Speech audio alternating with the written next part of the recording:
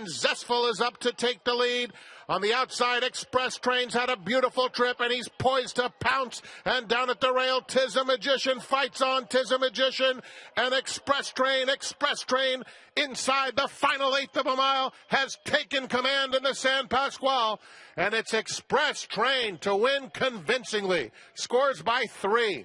Tis a Magician. Welcome back to Racing Rundown. Today we have a preview of the Grade 1 Hollywood Gold Cup at Santa Anita. Really refreshing to be saying that name once again. They rebranded the race last year back to the Hollywood Gold Cup, even though it is no longer run at Hollywood Park. And I think most people would agree with me that that's the way that it should be, that the race should still carry the name that it carried throughout the course of the majority of its history. But all that aside, we'll get into the race this year right now. We'll start off with the number 1 horse. We got 7 horses in this race, so more horses than we had last year. Probably similar quality to the race than it was last year, but the champion older male from last year came out of the Hollywood Gold Cup. So we did have a strong race last year, and it looks like we are going to have a somewhat good race this year. And we'll start off, like I mentioned, with the number 1 horse, Royal Ship, who's coming out of his first graded stakes win in the United States, and that was on dirt. Royal Ship has bounced around several different types of running styles. He's run on dirt, he's run on turf, he's gone short, and then he's gone longer since he came up here from South America. I don't think Royal Ship is a terrible horse, but I did not like the quality of the field that he beat last time in the California, and I'll talk about it with the runner-up Country Grammar.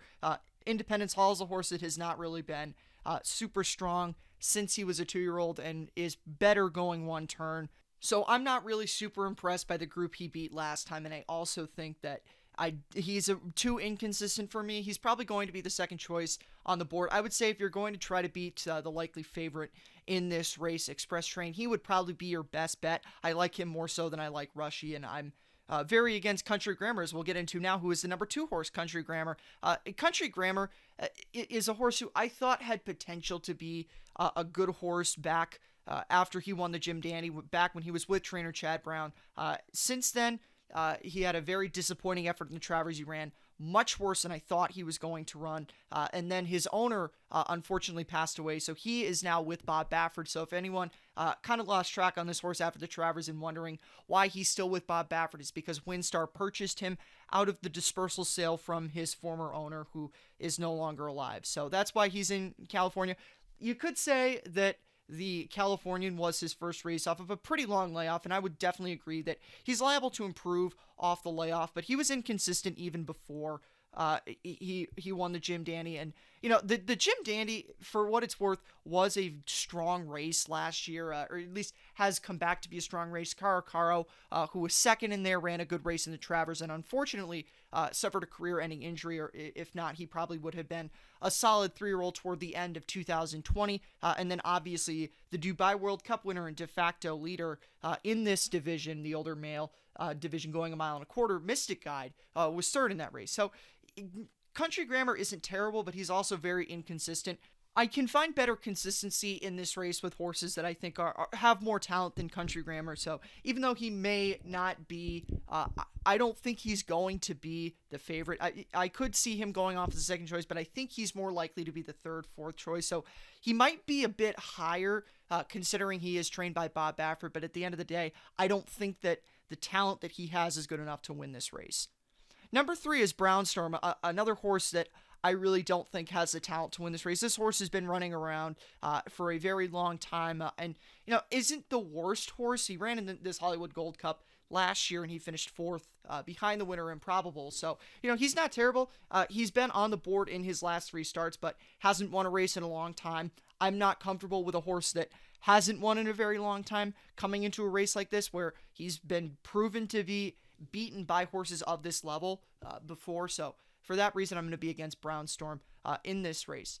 The number 4 horse is Haywood's Beach, who's coming out of a 1.25 mile allowance victory. So, if you're looking for odds in this race, and what I mean by that is if you're trying to beat the favorite, but you don't want to pick Royal Ship, who's likely to be the second or third choice and will be well played regardless of whether or not he's the second or third choice in this race. And also, set up in terms of being able to get the distance in this race, Haywood's Beach is probably going to be that horse for you. He's coming out of a 1.25 mile allowance victory at Santa Anita. He's been relatively consistent this year, only one win, but has been in the money on the board, I should say, in 4 starts this year. That win last out a third and 2 fourth place finishes, so all 4 of those times on the board. And going back to last year, he had a poor effort in the Mathis Brothers Mile, but that was on turf. And really, since he shifted over from turf to dirt, probably needed that last effort in the mile allowance race, but came back and had a strong effort in that 1.25 mile allowance race, which he was the winner in. So I think he has a good chance in here to run a strong effort. And I think if you're looking for the best kind of value in terms of price in this race, he's probably going to be that. I don't know that he would be my choice to go against a favorite in this race with, but he certainly has an opportunity to perform well in this race. And now we're going to move on to the number 5 horse in this race. That is Rushi, a horse you may remember from the Kentucky Derby Trail last year. Rushi has 1 start underneath him this year. That was a very tough luck second in the Oaklawn Mile, where he ran a very, very good race behind the winner of that race by my standards. Rushi has always been a fairly consistent horse throughout his career, but I think the big question mark with Rushi is whether or not he's going to be able to get the distance in this race.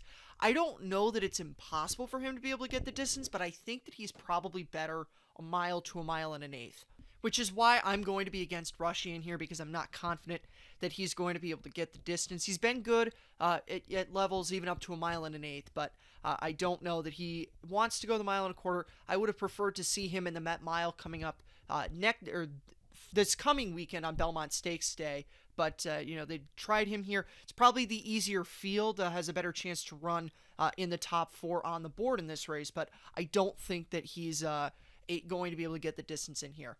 The number 6 horse is an easy toss for me, 235. This horse is coming out of a victory at the claiming level. Before that, very inconsistent career arc. He's run a ton of races on the Southern California circuit, but really not too many races that have left a strong impression. And so I don't see it in his past performances, and he's an easy pass for me in this race. And the final horse is number 7, Express Train. This horse has had a very good last couple of races for trainer John Sheriff's. I don't usually like to take John Sheriff's horses, especially horses in races like this where they usually tend to get played a lot, but Express Train is the exception to that rule. I just like his effort that he had in his last 2 races at Santa Anita. A stakes win in the Sandpass Wall, and then a very good second in the Santa Anita Handicap behind Idol. Did ship out to Arkansas, didn't run a bad race in the Oaklawn Handicap. I think that he is a good horse, and because of that 3rd place finish and because of his success over the surface at Santa Anita, I don't think the distance is going to be a problem for him because he handled it just fine, just getting beat by a horse who I think is better than him, but certainly not a terrible horse, and I think that this is his opportunity. Now, I will say about him, if he doesn't get the victory here, I don't know that he's going to be able to win a Grade 1 in Southern California, at least until very much later in the year, because I don't see him being able to beat Idol going 1.25 miles. So in terms of forecasting for this horse in the future, this is his chance with no Idol to win a Grade 1 race at this kind of level. And with that being mentioned, that's it for this video. I'm not going to be making underneath picks in this race because this is a very favorite-heavy race and unfortunately a very favorite-heavy weekend. I will see you for another preview. I'll have a preview of the Grade 1 Shoemaker Mile, a Breeders' Cup win in your in race. So we'll see you for that. Have a good one. We'll see you next time.